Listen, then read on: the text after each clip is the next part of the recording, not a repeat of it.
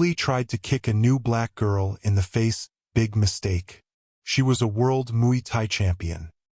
For 16-year-old Amara Lewis, moving had become a ritual. New schools, new cities, new people to study quietly from the back of the room. Her father's work with the FBI meant they never stayed in one place for too long. Atlanta had been her favorite. Warm air, the smell of rain on sidewalks, friends who understood her without needing to ask why she preferred silence over gossip. When her father was reassigned to the small city of Riverside, Amara didn't complain. She just packed her gloves, her notebooks, and her grandmother's quiet advice. Control your mind, and you'll never lose a fight, not even the silent ones. Riverside was nothing like Atlanta. The streets were cleaner, quieter, but not kinder. Every house looked like it was designed to impress, each lawn trimmed to perfection, each gate taller than the last. To outsiders, it looked peaceful. But Amara could feel it, that invisible tension that came from people who had everything and feared losing even a little of it. Riverside Academy stood on a green hill overlooking the wealth of the town below. It wasn't just a school. It was a power stage. Children of CEOs, real estate moguls, and politicians filled its halls. The kind of place where names mattered more than character. If you are enjoying this story, don't forget to like this video, subscribe to the channel, and share a word of love in the comments. On her first day, Amara stepped off the bus and paused at the gates, clutching her backpack straps. Students streamed past. Sleek cars, designer sneakers, whispered laughter that trailed through the air like perfume. She felt eyes glance her way, some curious, others judgmental, most indifferent. She wasn't surprised. A black girl transferring from Atlanta didn't exactly blend into Riverside's polished image. Inside the main hall, the marble floors gleamed under soft lighting. She stopped at the front office, collected her schedule, and thanked the receptionist. A polite woman whose smile didn't quite reach her eyes. Her classes went smoothly enough. Teachers seemed professional, distant. A few students offered polite nods, but conversation died as soon as it began. Amara didn't mind. She preferred quiet. At lunch, she found an empty bench in the courtyard beneath a large oak tree. She opened her container, her grandmother's homemade pasta salad, and watched groups of students gather around their tables like little kingdoms. That's when she first noticed Chloe Anderson. Blonde, confident, and wrapped in wealth like armor. Chloe wasn't just popular. She was the standard. Her laughter carried across the courtyard, a sound rehearsed to be both charming and cruel. Her father, Grant Anderson, owned the largest real estate empire in the region, a man whose name appeared on billboards and political donation lists. Amara's gaze met hers for half a second. Chloe's smile didn't waver, but her eyes sharpened. It was the kind of look Amara had learned to recognize, interest laced with threat. The kind of gaze that said, "I decide who belongs here." By the end of the day, Amara heard the whispers. "She's from Atlanta. Her dad's FBI. She thinks she's tough. Did you see what she's wearing?" None of it surprised her. Every new school had its hierarchy. Every place had its Chloe Anderson. When she returned home, her grandmother Evelyn waited in the small kitchen of their new house. A modest place filled with the smell of baked cornbread and lavender. The older woman looked up from the stove, her silver hair tied neatly, her voice gentle but steady. "How was your first day, baby?" Amara smiled, placing her backpack down. "It was okay.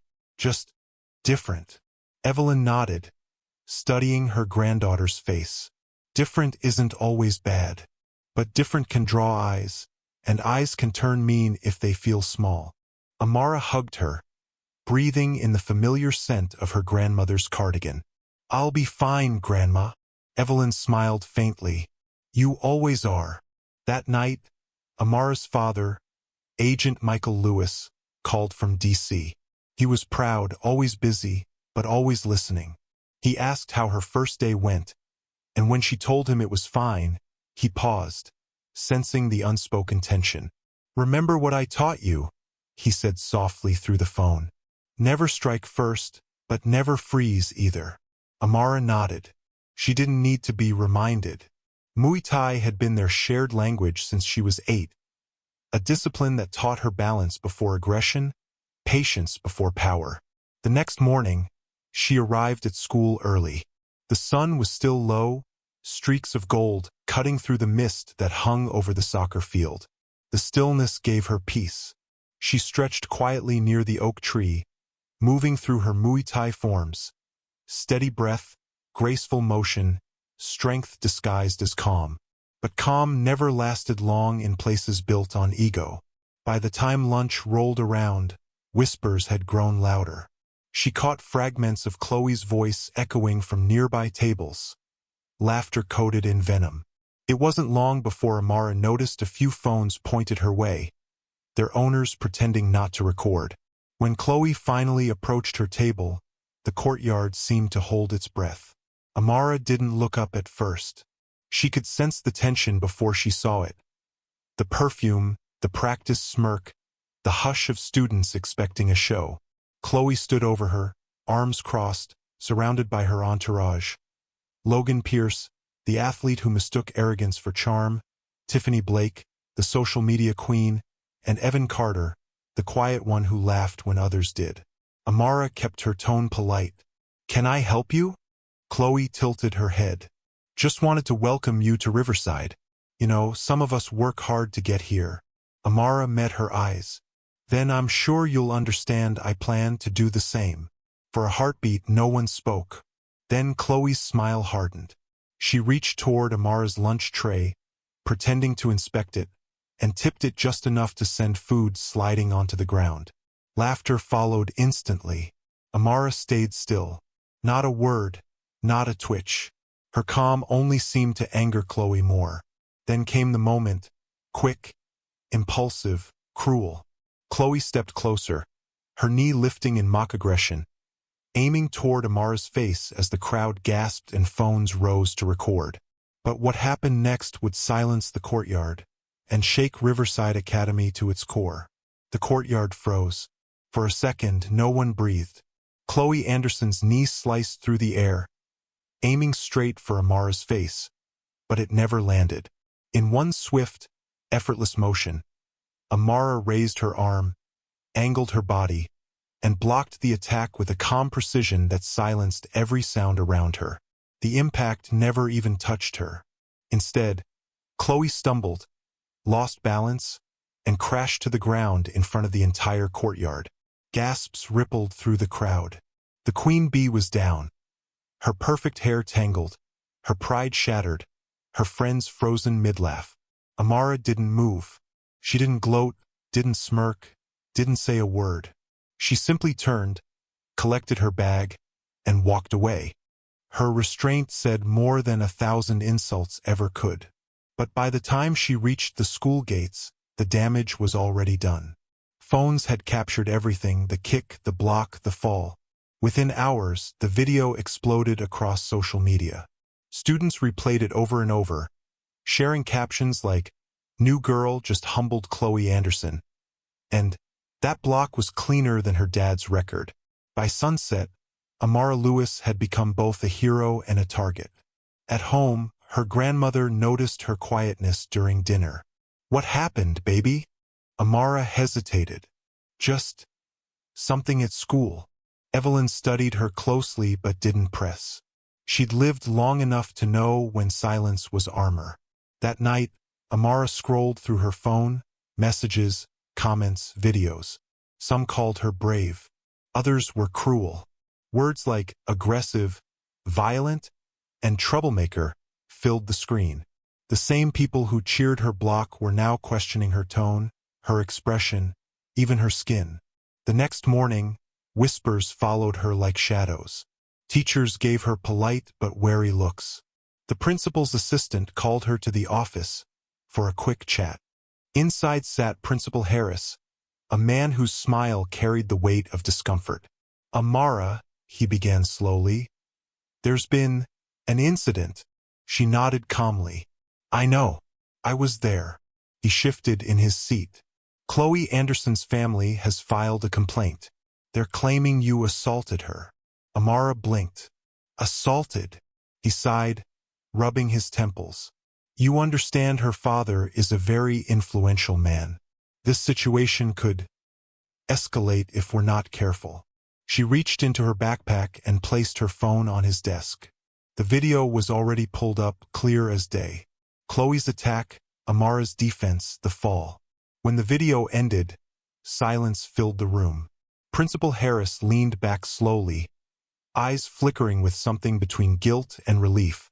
I see. Thank you, Amara. I'll handle this. But Amara knew better. In her experience, handling things in places like Riverside meant protecting the powerful. By lunchtime, the whispers had changed again.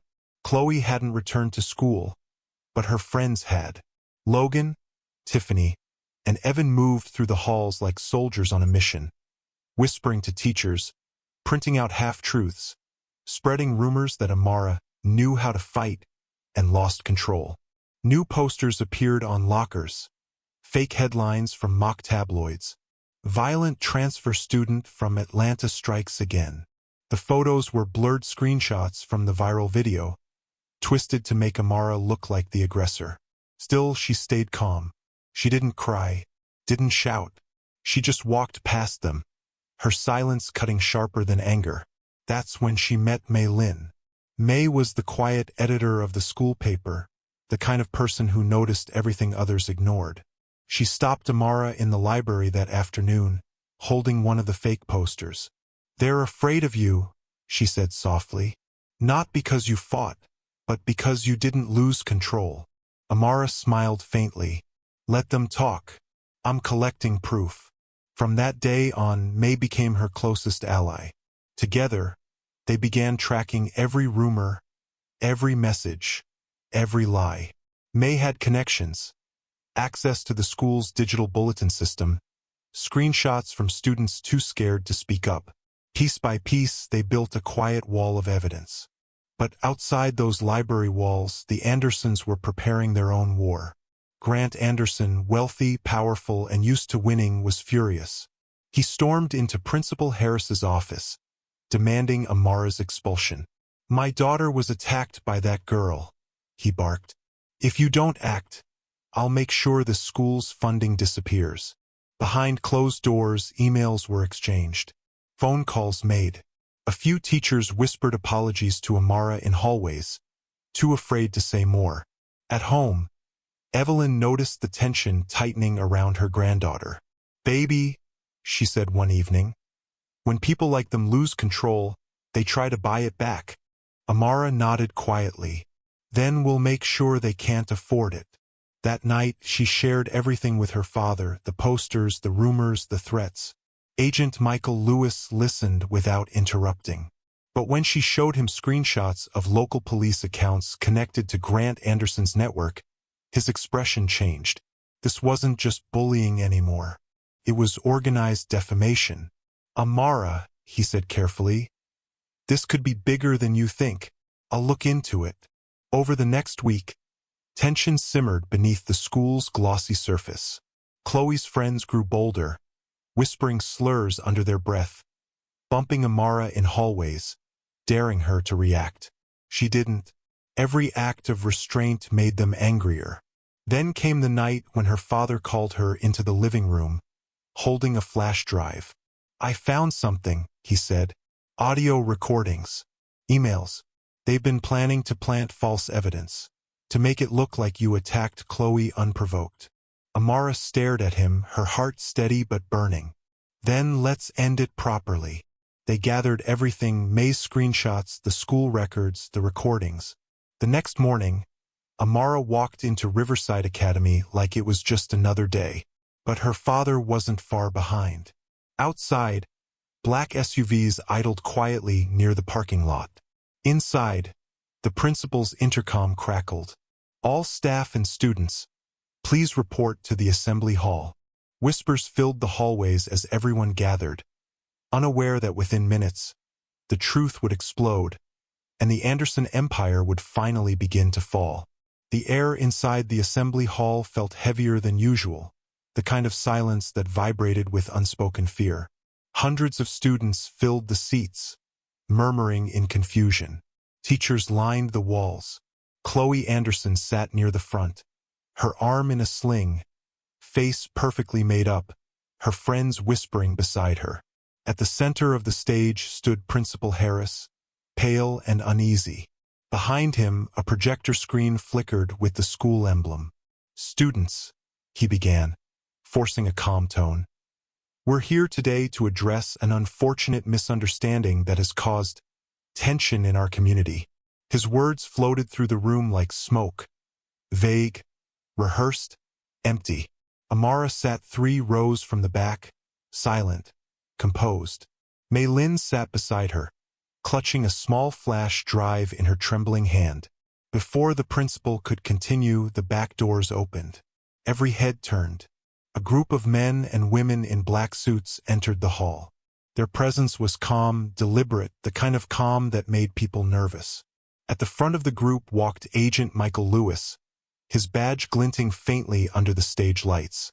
Chloe's laughter stopped instantly. Grant Anderson, standing in the corner near the teachers, froze mid-whisper.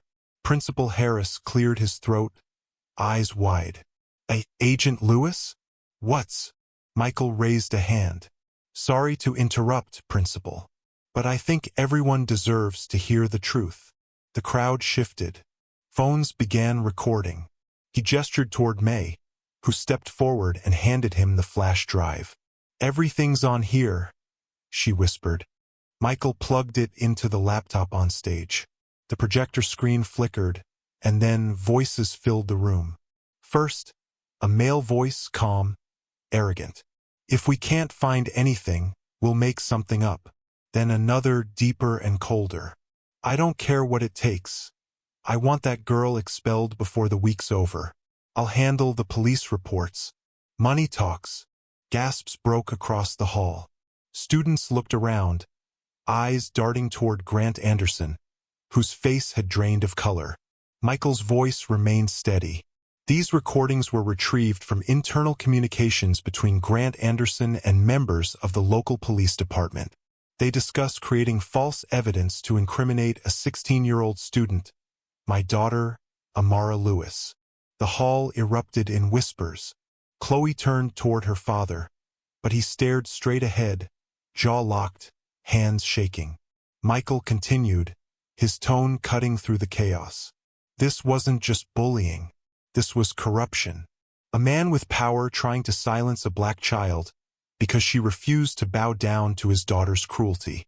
He paused, letting the weight of the words sink in. Then the screen changed again, this time showing security footage from the courtyard. The same moment everyone had seen on their phones, but unedited. Multiple angles. No filters. Chloe's aggression, Amara's perfect defense, and the fall that had shattered more than pride. This time, there was no mistaking who started it. The crowd went silent. Even those who had mocked Amara looked down at their laps. Principal Harris rubbed his forehead, visibly trembling. "I had no idea this was happening." Michael's eyes hardened. "You did. You just didn't want to see it." Outside, faint sirens began to wail, distant but growing louder. Grant Anderson rose suddenly, voice cracking with fury. "You can't prove anything. That recording is fake." Michael stepped closer. "Then you won't mind if the FBI verifies it." The doors burst open again. 2 federal agents entered, followed by a pair of uniformed officers. The lead agent nodded at Michael and handed him a folder. Inside were documents, bank transfers, forged reports, digital footprints leading back to Grant's company network. The evidence was overwhelming. Grant's voice faltered. "You don't know who you're dealing with." Michael met his gaze calmly. "A man who forgot that money can't bury the truth." The agents moved forward.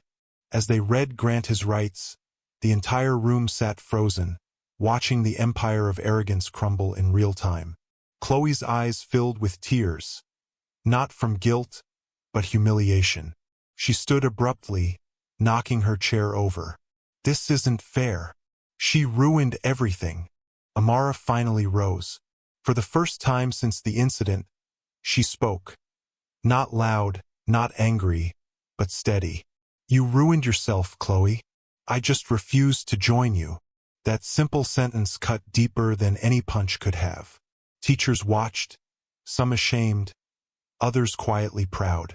May exhaled shakily, gripping Amara's hand as Chloe stormed out of the hall, her perfect world collapsing behind her.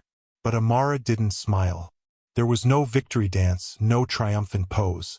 Just quiet relief. As the agents escorted Grant Anderson away, a hush lingered in the hall, the kind of silence that follows truth after too many lies. Principal Harris looked out over his students, his voice cracking. Let this be a lesson. Power without integrity is poison. Michael turned toward his daughter. It's over, he whispered. But Amara knew better. Injustice never ends in one day, it just shifts shape. She'd won the battle, yes. But the scars of it, the whispers, the stares, the silent questions, those would take longer to fade.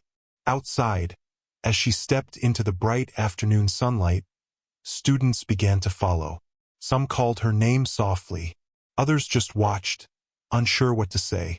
For the first time, Amara didn't feel invisible, but she didn't feel celebrated either. She felt seen. And that, for her, was enough. As she walked across the courtyard, the same place where it had all started, she looked up at the oak tree and let out a slow, steady breath. The storm had passed. But the fight, the one beyond this school, beyond her, was far from over.